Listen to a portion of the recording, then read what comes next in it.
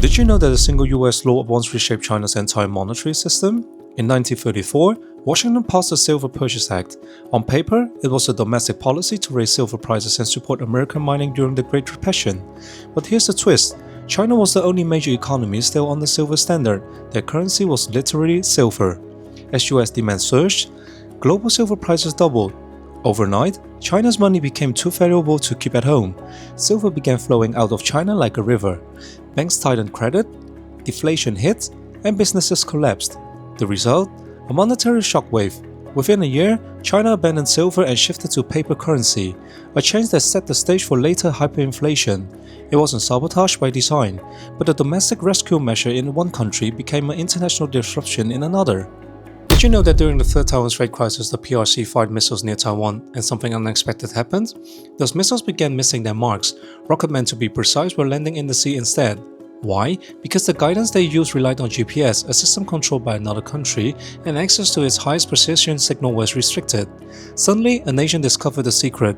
Its most advanced weapons depended on infrastructure it didn't own.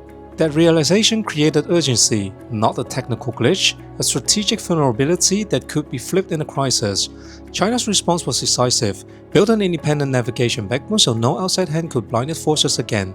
The result was BeiDou, a national satellite constellation designed for sovereign control of positioning and timing. From blackout to blueprint, a moment of exposure became a long-term program for technological independence. Did you know in the 1990s China wanted to join the International Space Station, but the US blocked their participation? That decision meant China was excluded from the world's biggest orbital project. A silent door slammed shut. Imagine being told you can't enter. Your scientists, your astronauts, left outside of the global club. For China, this wasn't just rejection, it was revelation, a secret identity moment. We need our own path. And so began the blueprint. If the ISS was off limits, they would build something new. That plan became reality, a fully independent space station, modern, modular, and entirely theirs. From exclusion to creation, the ultimate I'll-do-it-myself revenge in orbit. A weakness turned into sovereignty.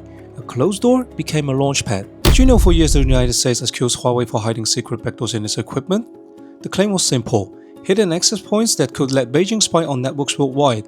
But here's the twist: despite countless investigations, no hard proof was ever produced. Meanwhile, leaked documents from Edward Snowden revealed something unexpected. The NSA itself had planted backdoors.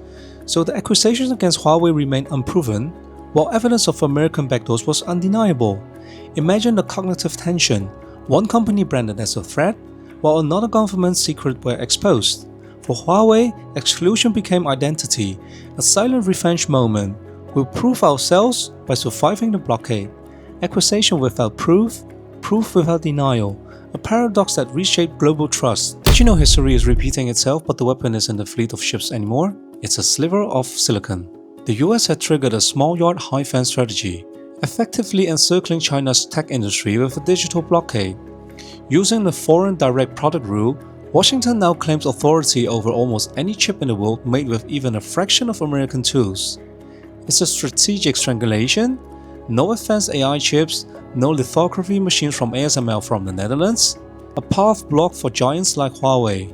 But here's the paradox: the more the fence is raised, the faster China builds its own world, pouring billions into a secret, self-reliant supply chain. The US calls it protecting security, China calls it a modern siege. Both are playing the same game of technological survival. In this invisible war, the prize isn't land, it's the power to define the 23rd century. Will these sanctions freeze China in time? Or are they the catalyst for the very superpower the West fears most? Now you know China a little bit better.